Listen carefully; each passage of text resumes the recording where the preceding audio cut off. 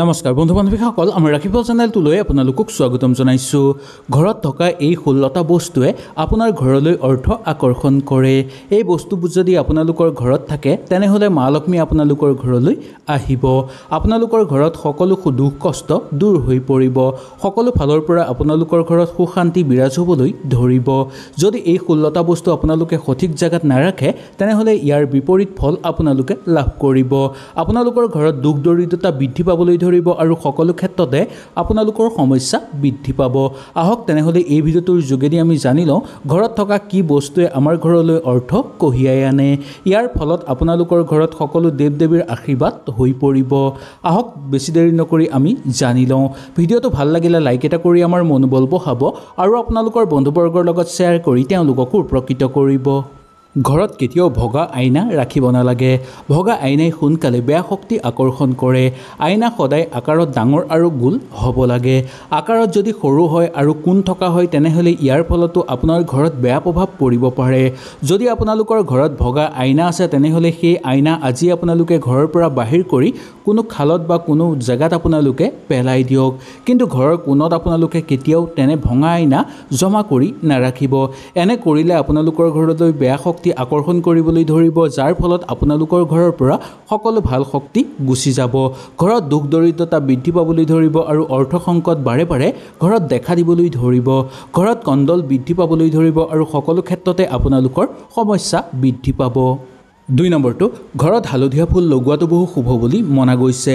যদি আপোনালোকৰ ঘৰৰ সন্মুখত হালধীয়া ৰঙৰ ফুল লগায় তেনেহ'লে ইয়াৰ ফলত আপোনালোকৰ ঘৰলৈ সকলো ভাল শক্তি আকৰ্ষিত হৈ পৰিব, যাৰ ফলত সকলো দেৱ দেৱী আহি আপোনালোকৰ ঘৰত বাস কৰিব, লগতে আপোনালোকৰ ঘৰৰ পৰিৱেশ সদায় পবিত্ৰ হৈ থাকিব। কিন্তু কেতিয়াও শোৱা ৰুমত আপোনালোকে হালধীয়া ৰঙৰ ফুল নলগাব। যোনটো টাবত আপোনালোকে ফুল লগাব সেই টাবটোৰ কোনো চুক থাকিব নালাগে, সদায় গোল হ'ব লাগে। আৰু টাবটো আপোনালোকে দোকানৰ পৰা কিনি আনিব। ক'ৰবাত পৰি থকা টাব আনি আপোনালোকে কেতিয়াও ঘৰৰ সন্মুখত হালধীয়া ৰঙৰ ফুল লগাব নালাগে। যদি এনে কৰে তেনেহ'লে ঘৰত অৰ্থহানি হ'বলৈ ধৰিব।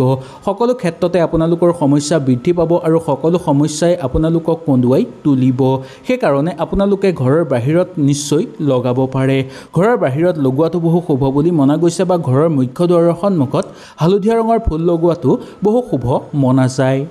3 নম্বৰটো, ঘৰৰ সৰা ঝাৰুডাল সদায় সাৱধানে আমি ৰাখিব লাগে। কেতিয়াও যাতে কাৰোৰ ভৰি নালাগে তাৰ প্ৰতি আমি লক্ষ্য ৰাখিব লাগে।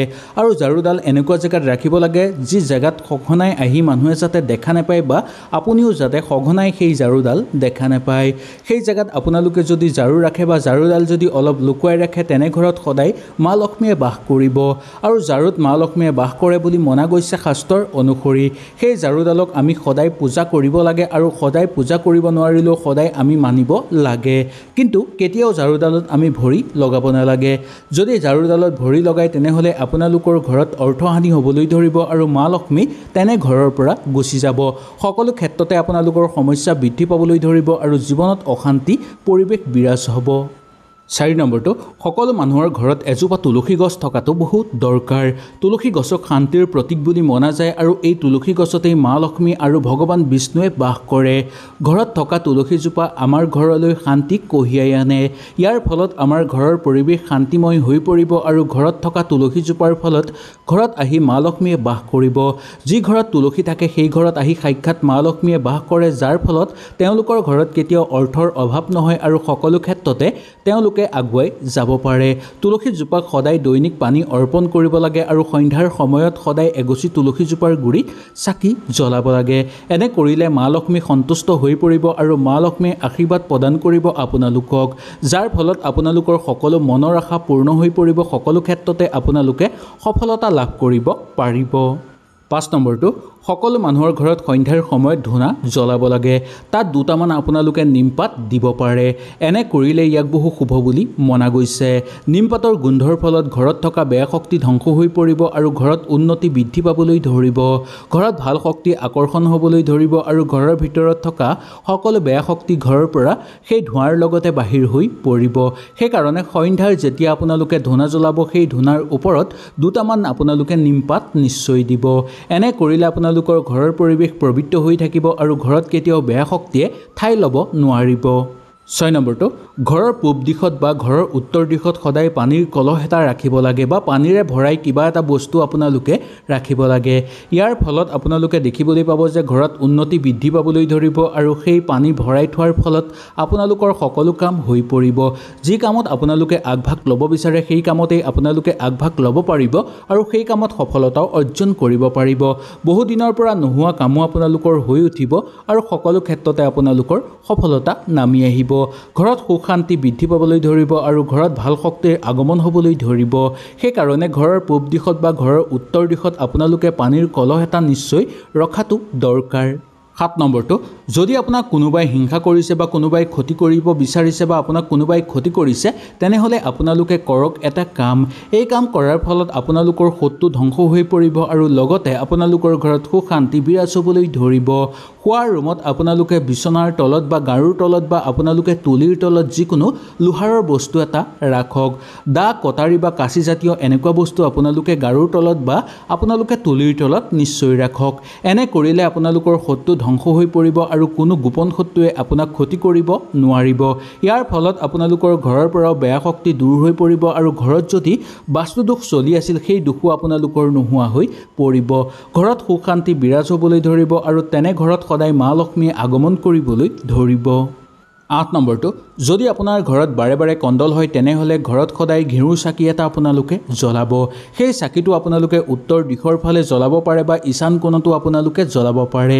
এনে কৰিলে পতি পত্নীৰ মাজত মৰম চেনেহ বৃদ্ধি পাবলৈ ধৰিব আৰু ঘৰত সুখ শান্তি বিৰাজ হ'বলৈ ধৰিব। এই চাকিৰ পোহৰৰ ফলতেই আপোনালোকৰ ঘৰলৈ সকলো দেৱ দেৱী আকৰ্ষিত হৈ পৰিব আৰু আপোনালোকৰ ঘৰত আহি বাস কৰিবলৈ ধৰিব। ঘৰৰ ভিতৰত থকা সকলো বেয়া শক্তি ধ্বংস হৈ পৰিব। ঘৰৰ পৰা দৰিদ্ৰতা দূৰ হৈ পৰিব। ঘৰত সুখ শান্তি বিৰাজ হ'বলৈ ধৰা দেখিবলৈ পাব। সেইকাৰণে আপোনালোকে ৰাতি এই কামটো নিশ্চয় কৰিব। এনে কৰিলে পৰিয়ালৰ মাজতো আপোনালোকৰ সন্মান বৃদ্ধি পাবলৈ ধৰিব। 9 নম্বৰটো যদি ৰাতি আপোনালোকে বাৰে বাৰে সপোন দেখা পায় বা বেয়া বেয়া সপোন দেখে, ৰাতি বাৰে বাৰে সপোন দেখি আপোনালোকে ভয় খাই সাৰ পাই যায় তেনেহ'লে আপোনালোকে কৰক এটা কাম। শোৱাৰ বিচনাৰ তলত আপোনালোকে মূৰৰ শিতানৰ ফালে এটা কাঁহৰ বাচনত পানী ভৰাই ৰাখক। এনে কৰিলে আপোনালোকে ৰাতি কেতিয়াও বেয়া সপোন নেদেখিব আৰু ৰাতি কেতিয়াও আপোনালোকে ভয় নাখাব। সেইকাৰণে এনে কাম আপোনালোকে নিশ্চয় কৰিব আৰু ৰাতিপুৱা উঠি সেই পানীখিনি ঘৰৰ মুখ্য দুৱাৰৰ ওচৰত আপোনালোকে ছটিয়াই দিব পাৰে। কিন্তু সেই পানীখিনি কেতিয়াও আপোনালোকে চোৱা পাতনি বা বেয়া জেগাত কেতিয়াও নেপেলাব। ৰাতিপুৱা উঠি সুন্দৰকৈ সেই পানীখিনি ঘৰৰ মুখ্য দুৱাৰৰ ওচৰত ছটিয়াই দিয়াৰ ফলত আপোনালোকৰ ঘৰত থকা কিবা বেয়া শক্তি ধ্বংস হৈ পৰিব আৰু সেই শক্তি আপোনালোকৰ ঘৰৰ ভিতৰলৈ প্ৰৱেশ কৰিব নোৱাৰিব। 10 নম্বৰটো শোৱাৰ ৰুমত কেতিয়াও জোঠা বাচন আমি ৰাখি শুব নালাগে। কেতিয়াবা এলাহত বহু লোকে জোঠা বাচন ৰাখি থৈ দিয়ে। যদি এনে ৰুমত আপোনালোকে জোঠা বাচন ৰাখি থয় তেনেহ'লে ইয়াৰ ফলত আপোনালোকৰ বহু অশান্তি বৃদ্ধি পাবলৈ ধৰিব। মা লক্ষ্মী আপোনালোকৰ ঘৰৰ পৰা গুচি যাব। ঘৰত বেয়া শক্তি বৃদ্ধি পাবলৈ ধৰিব আৰু ঘৰত বেমাৰ আৰু দৰিদ্ৰতা বৃদ্ধি পাবলৈ ধৰা দেখিবলৈ পাব। বেলেগ ৰুমত বা আপোনালোকে বেলেগ জেগাত জোঠা বাচন ৰাখিব পাৰিব কিন্তু আপোনালোকে শোৱাৰ ৰুমত কেতিয়াও নাৰাখিব। শোৱাৰ ৰুমত জোঠা বাচন ৰখাৰ ফলত ঘৰত বাৰে বাৰে বেমাৰ হ'বলৈ ধৰিব, ইটোৰ পিছত সিটোৰ অশান্তি বৃদ্ধি পাবলৈ ধৰিব আৰু ঘৰত দৰিদ্ৰতা বৃদ্ধি পাবলৈ ধৰিব। সেই বেয়া বাচন ৰখাৰ ফলত ঘৰত বেয়া শক্তি আকৰ্ষিত হৈ পৰিব আৰু আপোনালোকক ক্ষতি কৰিবলৈ চেষ্টা কৰিব।